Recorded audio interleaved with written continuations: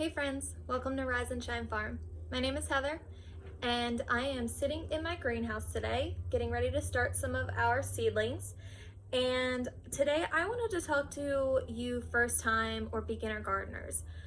Maybe you've tried gardening in the past and it wasn't so, you didn't have such a great experience, or maybe this is your first time, you've never had grown a garden before. I just wanted to give you guys some encouragement and some tips that I learned throughout my years of gardening to maybe help you out and kind of give your garden a kickstart. So the first thing I want to go over today is why I garden. If you know me in real life, you know that I was not raised on a farm. I grew up in the middle of the suburbs. My parents were not gardeners. However, I did grow up around a vegetable garden. My grandfather, for those of you that knew him, was an avid gardener. And I often get complimented on the fact that my gardening often reminds a lot of people of him and my love for the garden. And that's always something that makes me smile every time that I hear it. So my first garden experience was not very good. When we first bought our house in the middle of the suburbs, we just kind of dug out a plot and stuck some seeds or some seedlings in the ground, and it did not do very well. Our garden actually drowned because we did not have a spot that was very well draining. The next year we kind of learned from that lesson and we built a 6x10 raised plot. And that was my first really successful garden. From that garden, I learned so much between the way that plants grow, the way my water drained, what my plants needed. And each year we built upon that garden until we eventually purchased this farm. So my first piece of advice that I want to give you first-time gardeners is allow yourself to learn. Give yourself grace in the garden and embrace those failures, because whether you're harvesting food or you're harvesting knowledge, you are still a successful gardener, and that's the best advice that I can give you. Okay, so let's talk about some of the basics that your plants need to thrive. Now, this is very, very broken down. There's a lot more that we could get into, but I don't want to overwhelm you with too much at once. So the three basic things that your garden needs to really thrive are they need sunlight, they need nutrient-rich soil, and it needs water. So let's talk about the sun. Your garden ideally needs 6 to 8 hours of sunlight a day. Now, when you are thinking about placement of your garden, you want to be mindful of what you have going on your property. Do you have trees on your property? Does your neighbor have trees?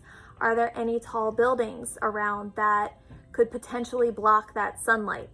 You want to really be mindful of the way that the sun rises and sets on your property. So before you lock down a solid space that you're going to put your garden, just take a couple days to watch how the sun rises and sets. Be mindful of the trees on your property, especially because in the wintertime, they're not typically in bloom, depending on the tree. So you want to be mindful that when that tree is in full bloom, that it may have more, it may cast more shade on your garden than it truly needs. The next thing that your garden is going to need to really thrive is nutrient-rich soil. The best advice I can give when it comes to this is that you need to think of your garden soil as a living ecosystem, because it is. You should have things like worms and bugs and microorganisms living in your soil. You want your soil to be loose and aerated so that your plants can grow deep roots and that the soil will be well draining. We get our compost from a local nursery and we order it in bulk because we have a large area that we're covering. But depending on how big your garden is, you can also get compost from your local garden centers or places like Home Depot, Lowe's, those Tractor Supply, those sorts of places. Now let's talk about water. This is where you're really going to need to be honest with yourself when it comes to the placement of your garden. If you're going to have to haul water from your property all the way to the back of your property, and you know that you're not going to do that, don't put your garden there. Put your garden someplace where you're going to actively participate in its growing. Put it somewhere where you aren't just going to let it wither up and die. You want to set yourself up for success from the get-go.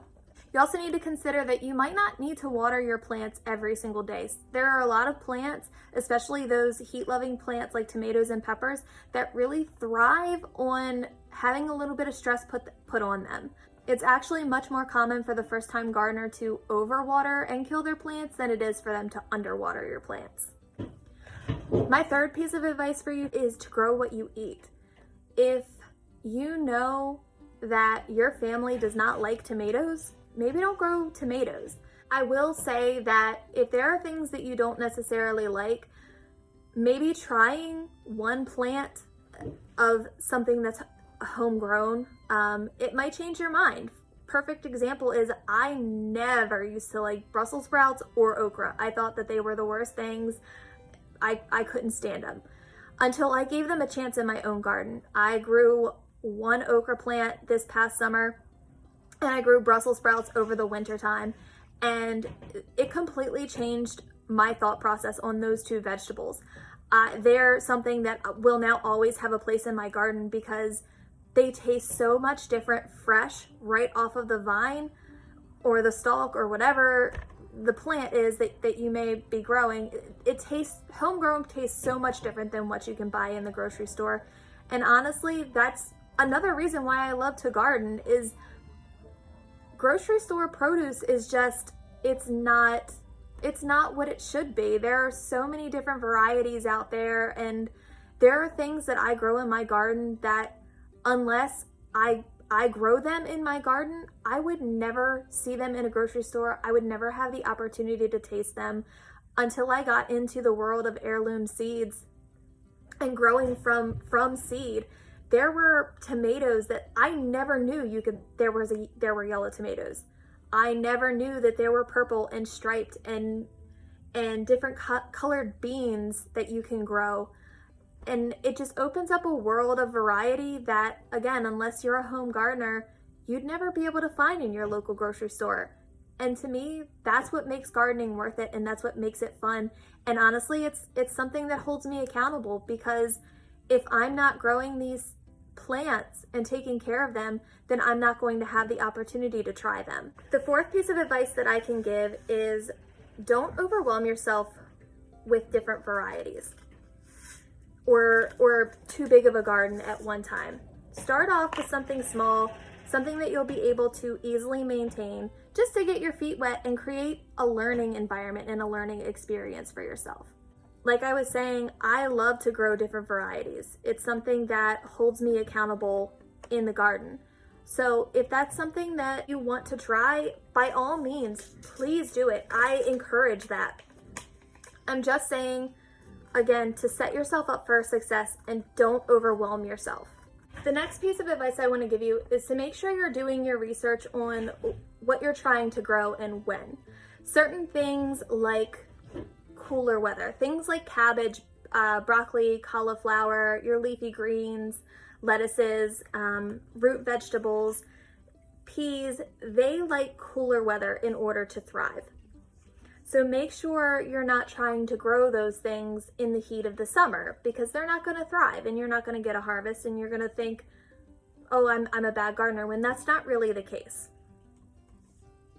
The next thing I want to stress to you is don't focus solely on your zone. You'll hear a lot of people in the gardening world talking about which zone they're in. And while that is important, that's not necessarily going to dictate when you can and can't grow things.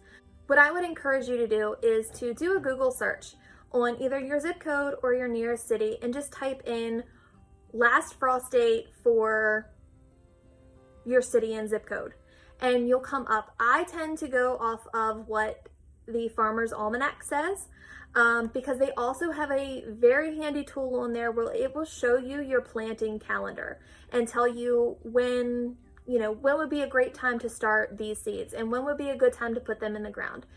Now you also need to remember that this is just an average, it's a prediction. It doesn't necessarily mean that that is 100% going to be your last frost date.